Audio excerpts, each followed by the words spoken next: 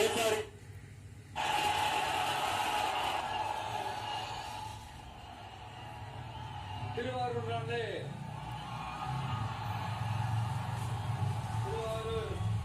தியாகராஜர் கோயில் ஆதி தேர்தல் உடனே மனசுக்கு ஞாபகத்துக்கு வரும்.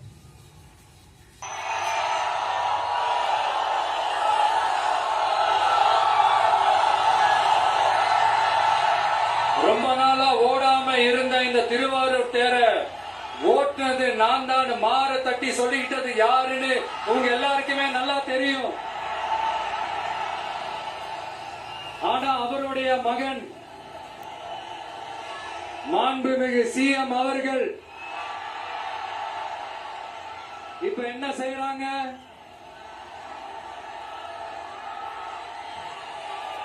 நல்லா ஓட வேண்டிய தமிழ்நாடு என்ற தேர நாலா பக்கமும் கட்டைய போட்டு ஆடாம அசையாம அப்படியே நிப்பாட்டிட்டாரு.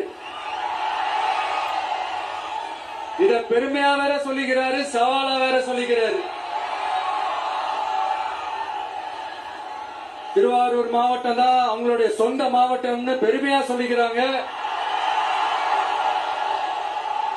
ஆனா இங்க திருவாரூர் கருவாடா காயுது. அதை கண்டுக்கவே மாட்டேன்றாங்க. அவங்க அப்பா பேர்ல பேனா வைக்கணும்னு சொல்றீங்க, எல்லா இடத்துக்கும் அவங்க அப்பா பேரை வைக்கிறீங்க. சாரி, உங்க அப்பா பேரை வைக்கிறீங்க. ஆனா உங்க அப்பா பிறந்த இந்த திருவாரூர் மாவட்டத்துல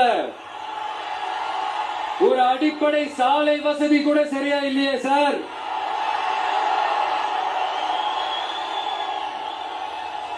நாகப்பட்டினம் மாதிரியே திருவாரூர்லயும் அதிகமா குடிசை பகுதிகள் இருக்கிற ஊரு இந்த திருவாரூர் ஊர் தான்.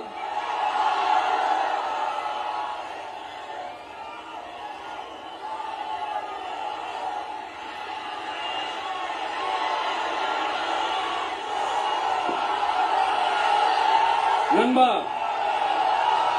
உன்னதான் கேட்கிறேன், இங்க இருக்கிற யூனிவர்சிட்டியில எல்லா டிபார்ட்மெண்ட்ஸும் இருக்கு இருக்காதே?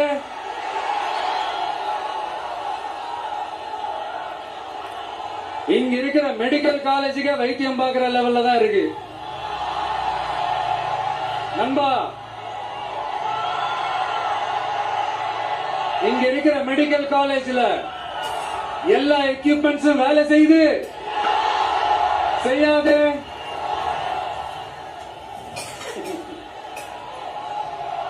திருவாரூர் ஒரு மாவட்டத்தோட தலைநகர். ஆனா திருவாரூர் பஸ் ஸ்டாண்டுக்கு NHல இருந்து சரியா ஒரு ரோடு இருக்காது. கும்பகோணம், ஜெயங்கொண்டம், விருதாச்சலம், நீட்டான்களத்திற்கு புதிய ரயில் பாதை அமைக்கணும் என்ற கோரிக்கை 50 வருஷமா நிறைவேறாம இருக்கு. இந்த மாவட்டத்தில் ஒரு மந்திரி ஒருத்தர் இருக்கிறார். அவரோட வேலை என்னன்னு தெரியுமா? சிஎம் அவர்களுடைய குடும்பத்துக்கு சேவை செய்யறது. அவர் தான் அவருடைய வேலை. மக்கள் தான் இம்பார்ட்டன்ட் அவருக்கு நாம புரிய வைக்கணும். உங்களுடன் ஸ்டாலின், உங்களுடன் ஸ்டாலின், உங்களுடன் ஸ்டாலின் உங்க குடும்பத்துக்கு மட்டும்தான் சொல்லிக்கிறணும். மக்கள் கிட்ட அதை நீங்க சொல்லவே முடியாது. ஏன்னா நீங்க தான் மக்கள் கூடவே இல்லையே. இத நான் சொல்லல, ஒரு ஃபேமஸான ஒரு வார பத்திரிகையில் இதை மென்ஷன் பண்ணிருந்தாங்க. அதைத்தான் நான் ரிப்பீட் பண்றேன். அப்புறம் இன்னொரு முக்கியமான ஒரு விஷயம், நம்ம இந்த டெல்டா பகுதியில் இருக்கிற விவசாயிங்க ஒரு கொடுமையா ஒண்ணு அனுபவிச்சுட்டு இருக்கிறாங்க. அந்த புகார் ஒண்ணு வந்தது. அது என்னன்னா, இந்த மாவட்டத்தில் இருக்கிற இந்த கொள்முதல் மையங்கள்ல இந்த நெல்ல ஏத்தி இறக்கிறதுக்கு, அதாவது லோடிங் அண்ட் அன்லோடிங், அதுக்கு ஒரு 40 கிலோ மூட்டைக்கு 40 ரூபா கமிஷன் வாங்குறாங்களாம். அரசாங்கமே ஒரு மூட்டைக்கு 10 ரூபாய் கொடுக்கறாங்க. ஆனா இவங்க அதுக்கு மேல 40 ரூபாய் கமிஷன் வாங்குறாங்க. ஒரு டன்னுக்கு 1000 ரூபாய் கமிஷன். நீங்க கணக்கு போட்டு பாத்தீங்கன்னா இந்த 4.5 வருஷத்துல பல கோடிகள் இந்த டெல்டா பகுதிகளில் இருக்கிற இந்த விவசாயிங்க கிட்ட இருந்து கமிஷனா புடுங்கி இருக்கிறாங்க. இத வேற யாராவது சொல்லியிருந்தா கூட நான் நம்பி இருக்க மாட்டேன். ஆனா என்கிட்ட சொன்னதே விவசாயிங்க தான். விவசாயிங்க பொய் சொல்ல மாட்டாங்க.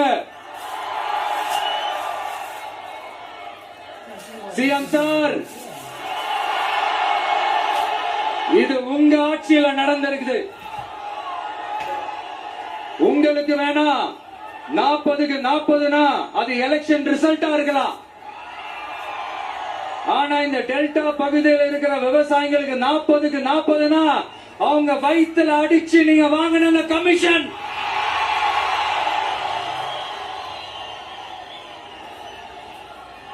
இது உங்க ஆட்சியில நடந்திருக்குது. சிஎம் சார், இதுக்கு என்ன பதில் சொல்ல போறீங்க?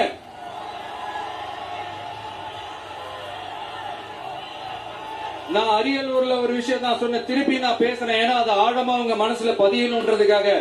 என்னடா இவன் கேள்வியா கேட்கிறான்னு நினைக்காதீங்க. தீர்வை காண்டி போறதும் தீர்வை நோக்கி போறதும் தான் நம்ம டிவிக்கோட லட்சியமே. நம்மளுடைய தேர்தல் அறிக்கையில அதுக்கான விளக்கத்தை தெளிவா கொடுப்போம். இந்த பொய்யான தேர்தல் அறிக்கையெல்லாம் நாங்க கொடுக்கவே மாட்டோம். எது நடைக்கு சாத்தியமோ, எது உண்மையோ அதை மட்டும்தான் சொல்லுவோம், அதை மட்டும்தான் செய்வோம். கல்வி, ரேஷன், மருத்துவம், குடிநீர், அடிப்படை சாலை வசதி, மின்சாரம்னு, பெண்கள் பாதுகாப்பு, சட்டம் ஒழுங்கம்னு, இந்த மாதிரி அடிப்படை விஷயங்கள்ல நோ காம்ப்ரமைஸ். சிம்பிளா நம்மளுடைய விஷன் என்னன்னு சொல்லணும்னா, ஏழ்மை வறுமை இல்லாத தமிழகம், குடும்ப ஆதிக்கம் இல்லாத தமிழகம், ஊழல் இல்லாத தமிழகம், உண்மையான மக்களாட்சி, மனசாட்சி உள்ள மக்களாட்சி. கான்பிடண்டா இருக்க மக்களை, நல்லதே நடக்கும், வெற்றி நிச்சயம்.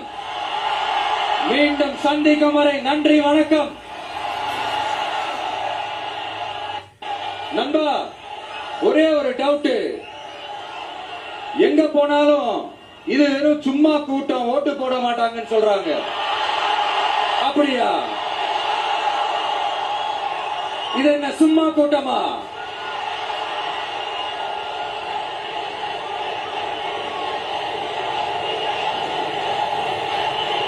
Thank you, thank you. கோடான கோடி நன்றிகள். Thank you, thank you.